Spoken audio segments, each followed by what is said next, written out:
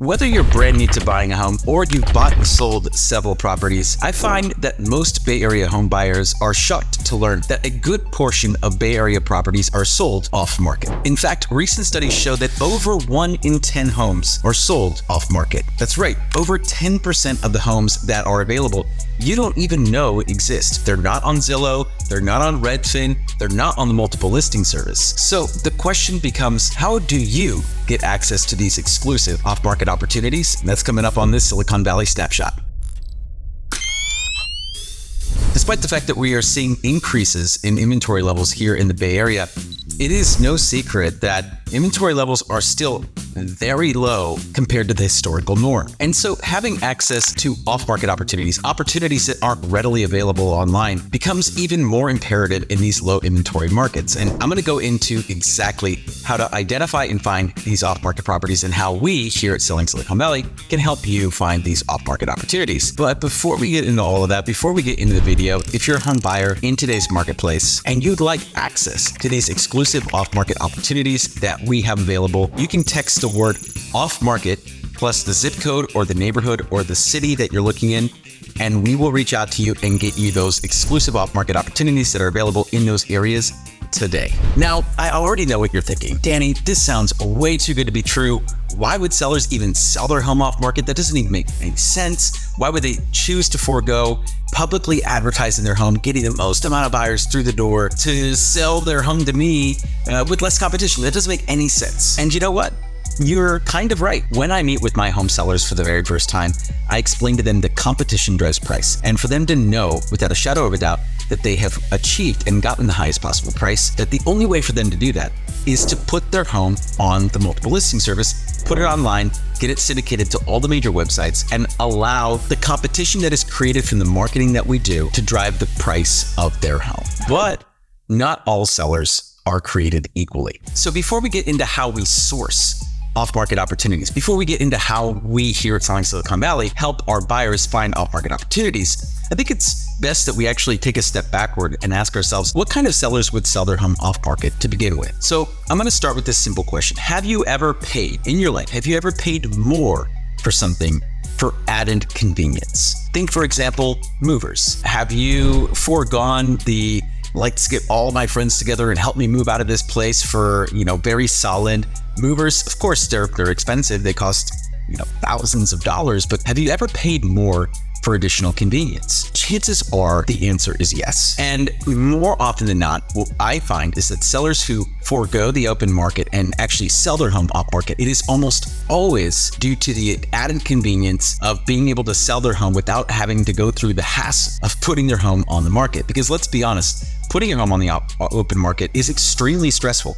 You have to, clean up the house and get it ready. And oftentimes you'll have to stage the property. And many times you have to, get paint and carpet and all of these little things done to the property before you have to actually list it. And so the whole process of getting your home ready for sale is usually a multiple month process. This is not like a easy 3-day sort of solution. A lot of sellers are coached by their agents to get their home ready for sale, and to do it, you have to follow this checklist, which is, get the paint done and the carpet done and the staging done. And I'm not sure that I'm a huge believer in all of that. There is definitely an added advantage to getting your home curb appeal ready. And getting it curb appeal ready can vary between seller to seller. Some sellers, it might only take a couple days to get it curb appeal ready. I remember I had a seller once who literally, her home looked like a staged property. The second I walked in, I was like, "Are you a stager?" She's like, "No, I just love interior design." And I was like, "This home is perfect the way that it is." And we got it up on the market in literally less than 24 hours. But that is not a common scenario. More often than not, we walk in, there's children's toys all over the place, crayon markings all over the wall. The home is an absolute disaster. And so it takes a lot of time to get it ready to put on the open market. And so this can become a massive inconvenience to a lot of home sellers. And some of them will choose to either pre-market their property, which means, hey, for a certain period of time, as we're getting the wheels in motion and as we're getting the home ready for sale, we're going to publicly market it, or privately market it rather, to a small subset of agents who we know are big players in the Bay Area and in this community, and see if they have any buyers, see if we get any bites. And then after a certain amount of time, if we don't get any bites, or if we get bites, but they're not where we really want them to be, then we'll go ahead and list the property for sale. That's a very common scenario. And that actually brings me to the number one way that we here at Selling Silicon Valley help our clients find off-market properties, and that is through the vast number of agent networks that we belong to. One of the most powerful networks here available in the Bay Area is called Top Agent Network. And this network is exclusively available to the top 10% of agents here in the Bay Area. If you're not in the top 10%, you can't even access this portal. You cannot become a part of this community. But once you're in the top 10%, you want to sign up for this network because there's so much information exchanged within this private network of agents. And so I've been a part of the top 10% of agents here for like 8 years. And so over the last 8 years, I've been able to network and put together deals through this top agent network. So a typical scenario is that an agent gets a listing signed and they know that, hey, it's going to be ready to put on the market in 45 days. For the next 45 days, we're going to privately market it here on Top Agent Network. And there's some laws and things that we need to abide by. And so we have to reach out to those agents to get more information. But once we do get the information from those agents, we can then pass it along to our clients and see if they are interested in going to take a look. And a lot of times you'd be surprised how many deals I've been able to put together by simply showing my buyers homes that are available pre-market. And if my buyer goes in there, they like the home, they make an offer, seller agrees to the price or agrees to the offer, then boom, we put the home under contract and no one even knew that it was going to be, no one even knew that it was for sale. No one knows except for that small group of agents on Top Agent Network. And, truthfully, the amount of agents that are on there versus the ones that really maximize and extract the value of that community are two very different things. A lot of agents do post their listings online on that community, but not a lot of them use it to reverse engineer and reverse search and look for their buyers to match them with those off-market opportunities. So it is something where it does require a lot of work on our end to really go into the back end of that network and find those opportunities that are right for our buyers. But when they pop up, when they appear, it's a beautiful thing to be able to present opportunities that are not available publicly. Aside from Top Agent Network, there are a plethora of offline and online communities that I am a part of. And again, we exchange information. We say, hey, we've got a 3-bedroom, 2-bath coming up in this community. It's going to be priced at $1.8 million. Call me for more details. And so when that happens, I will call those agents, text those agents, say, hey, I've got a client who's interested, and so on and so forth. And so these online, offline communities, whether it be through my own brokerage, right, the brokerage that I'm a part of here in California, I belong to a bunch of private Facebook groups, a bunch of offline communities as well. Like, so we go and network and things. So there's so many different communities and networks of agents that get formed. And so information is exchanged here that never gets published online, right? It's like anything else, right? When you're an expert, when you're a professional, there are certain things that you know that no one else is going to know, right? And so this is information that is passed along within the agent community.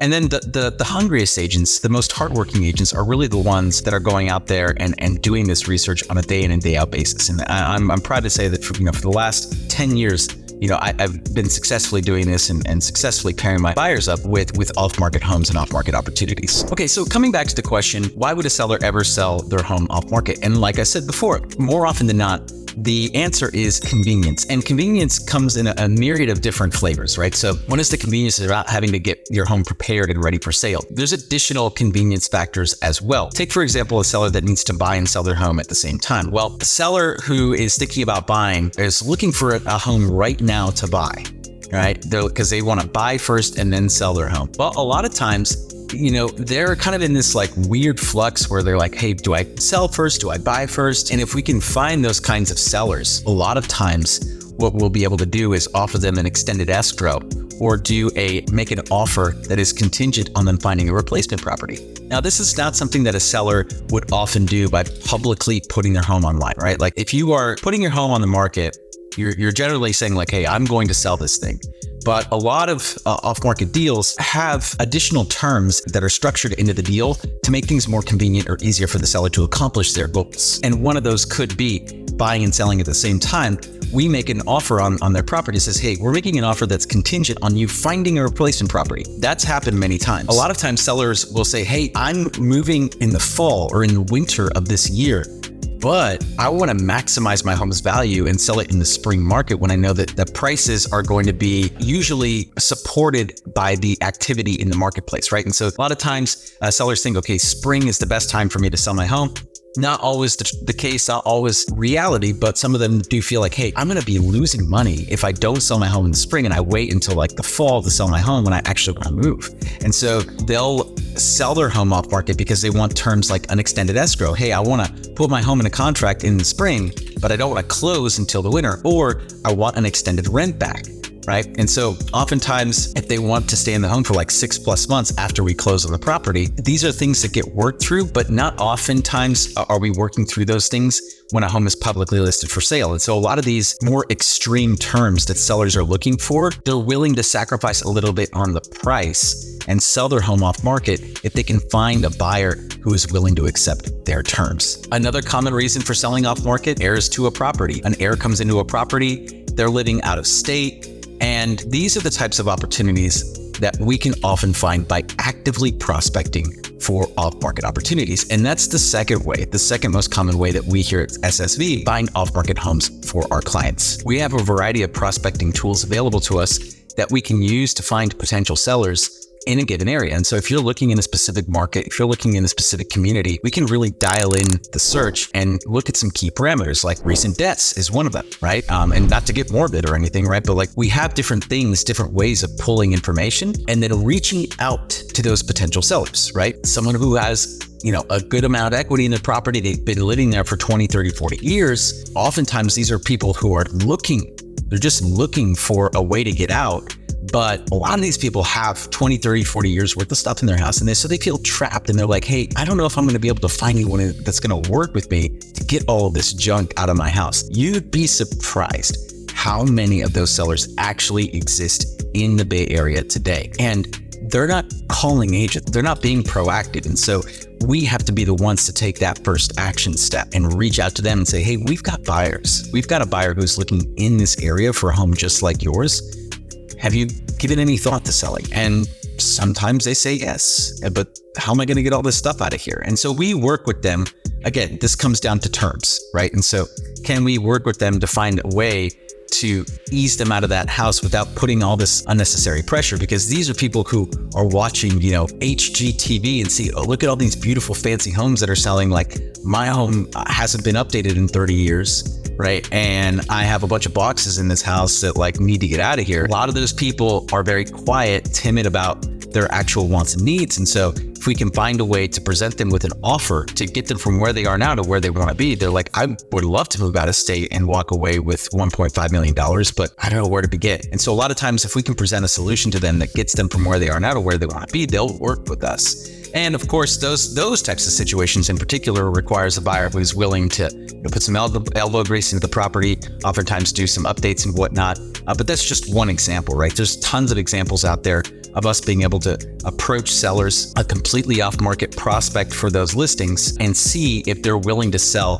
to our buyers. And you'd be surprised. There are a lot of sellers who, for whatever reason, usually, again, due to convenience, would prefer to forego the open market and just sell their home to a buyer who is willing, ready, and able today. Another thing that we do proactively, again, is when we're looking in a specific area, specific community, and we know that this is an area that you are focused on, we will reach out to active agents that we know are the top agents in a specific area or market, and we'll see if they have any pocket listings. Just by reaching out to the top 10 or so brokers in a given area, we can usually knock out a pretty large chunk of the market share just by contacting the top, 5-10 agents in a given market. 5-10 agents usually control 30 to 40% of the inventory at any given time. And so a lot of times these guys have listings signed that aren't going on the market for 2, 3, 4 months. But if we can get in front of them today and say, hey, I know that you sell a lot in this area. I've got a buyer that's willing to buy today. Do you have any listings that are coming up in the next couple of months where the seller might be interested in selling off market? Again,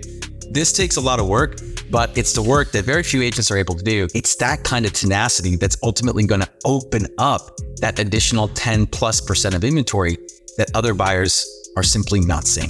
We here at Selling Silicon Valley have what we like to call our off-market triple play, which is a custom-tailored off-market strategy for you.